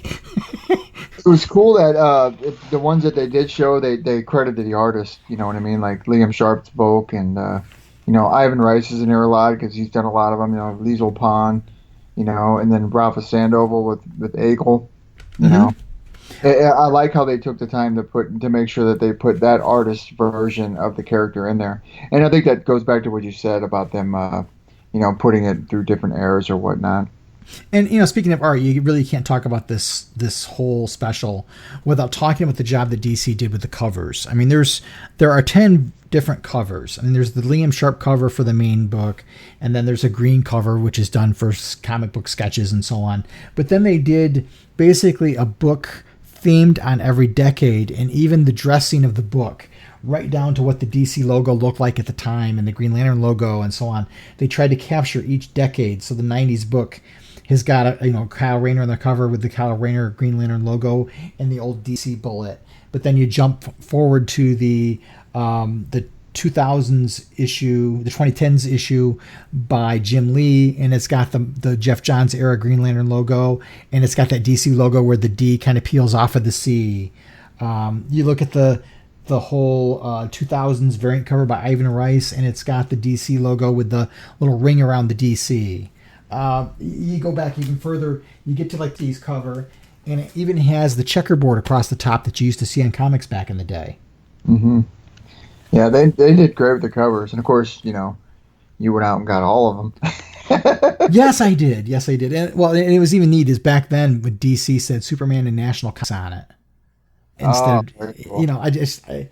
I think it's neat that they paid homage to the window dressing, not just the contents. So I thought that was really kind of cool. The only complaint I have about the covers is the 1940s cover. While it has a great image, it should have just been Alan Scott. Yeah, you're right. That's the one that's got the whole group. Yeah, I know which one you're talking about. And it's a cool one, but I kind of wonder if they're gearing up Alan Scott for some kind of comeback, because I don't know if you've got caught up on Stargirl or not. Actually, I'm getting ready to watch episode 6.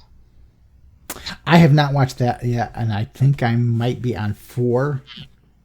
Okay, so you're on Wildcat. No, I did see Our Man. Okay, Our Man. Yeah, Our Man just got introduced. And then Wildcat, Dr. Midnight was in there. They haven't done anything with Alan Scott yet, but I wonder if they're gearing up for an Alan Scott kind of resurgence. Well, I keep saying that every episode, like with the JSA. It just seems like they're gaining more popularity lately. Yeah, it's hard to say. But, the Secret Files were a nice touch. Again, 8 pages. Would I rather have seen story? Part of me says yes, but then part of me says, well, then we'd be complaining that it was all stories. True. But good stuff, man. It was a good anniversary issue to put out, and I'm glad they took the time, and I'm glad all these different writers and these different artists got together with their respective partners and put this together. Oh yeah, hats off to DC, because I think they did a wonderful job, and I love the back cover of the Green Lantern power battery with the DC logo in the center. Mm-hmm. Yeah, that's really cool. I haven't bought a whole lot of the anniversary editions, so I don't know how to compare them, but I'm really pleased with this one.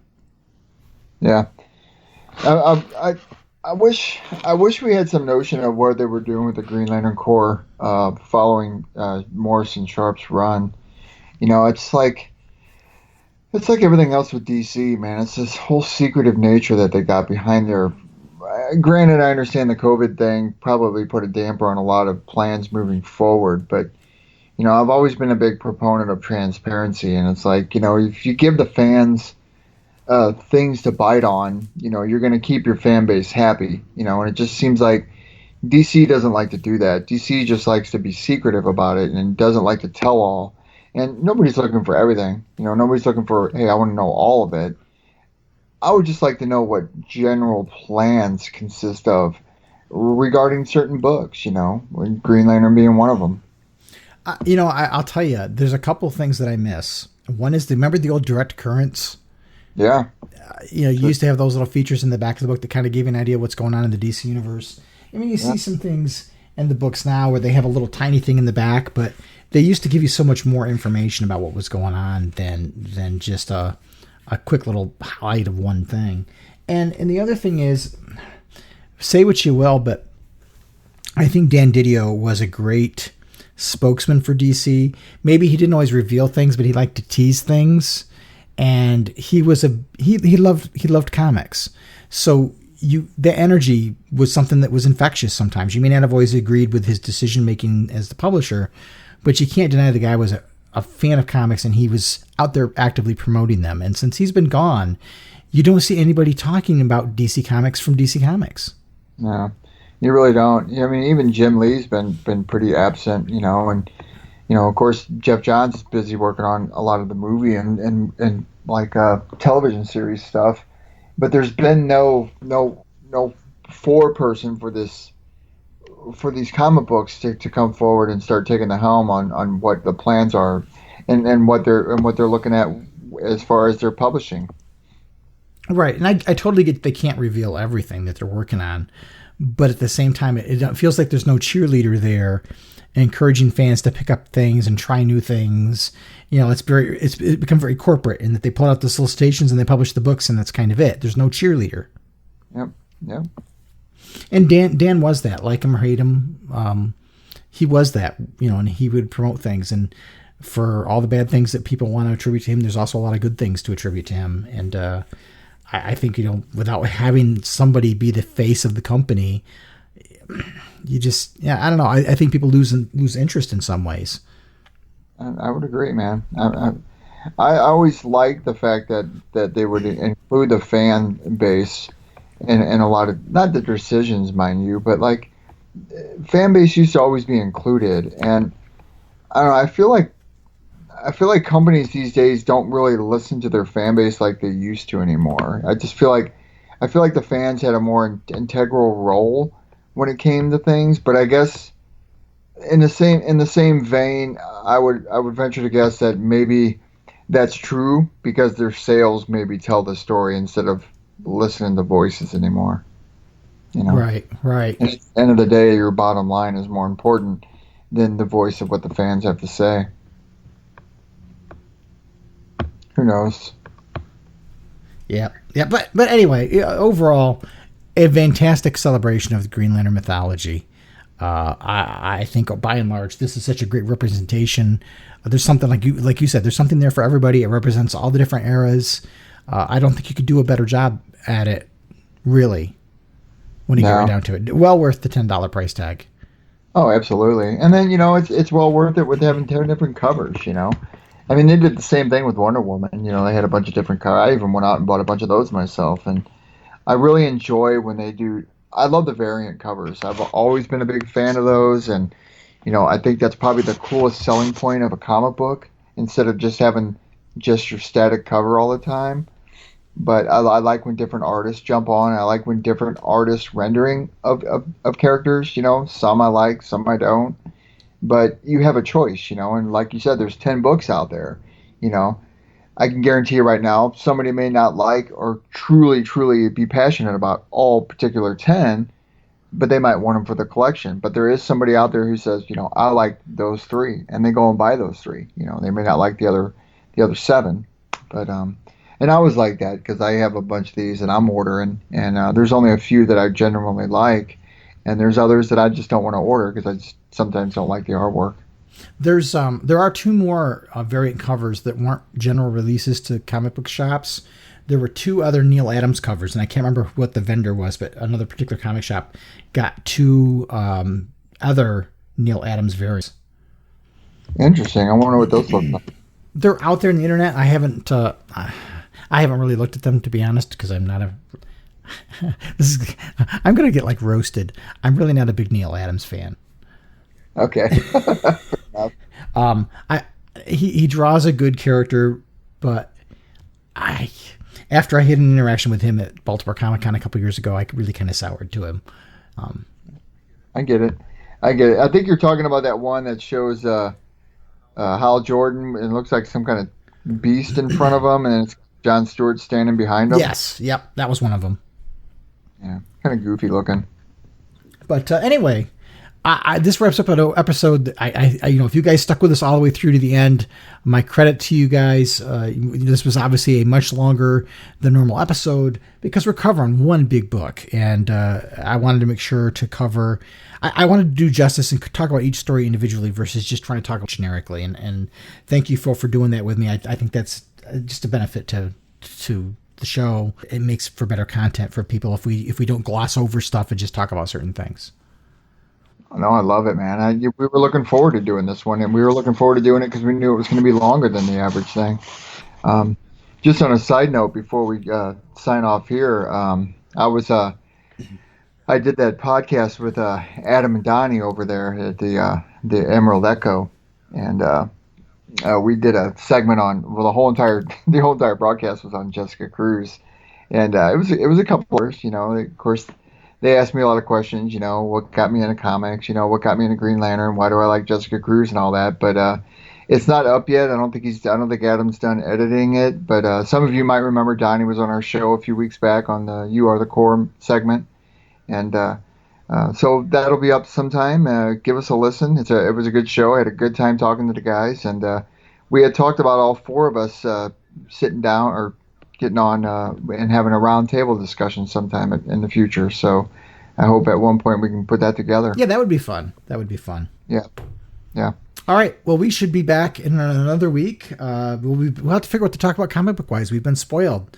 Two new books in a row, and then we've got kind of a dry spell. So we'll have to find some content to talk about. And then we'll definitely be bringing back You Are the Core, at least for a little while longer. I'm not sure how long we're going to keep it going. I think we're through most of the COVID crisis, and I don't know how long we can keep up this weekly schedule, to be honest. It's been, it hasn't been bad. I mean, I've been off a lot. I know you've been working and whatnot. Of course, we're off for the summer. I don't go back until tentatively August 17th, and that's right now our school system's putting the plan together on what we're going to do going back. So, and that's all up in the air, and that's going to be up in the air for a while now anyway. So, but as far as doing the weekly stuff, I'm in for it as long as you want to, and you just let me know when. All right. So we'll be back. Thanks again for joining us and sticking it out through this entire long conversation about a great book. I hope it was worth your while. We'll see you in a week. And until next time, please treat each other well, keep your power ring charged, and make every day your brightest day. The Podcast of OA is the official podcast of the blog of OA and a proud member of the Comics Podcast Network. Share your comments and questions by calling the show's voicemail line at 406-POD-OA. That's 406-763-6362. You can send your emails to podcast@blogofoa.com. You can also find the Blog of OA and the Podcast of OA on Twitter and Facebook. Green Lantern and other related characters are the copyrighted property of DC Comics Incorporated and are used without permission. The Blog of OA and the Podcast of OA are fan productions and do not claim any ownership over the Green Lantern or any other copyrighted properties.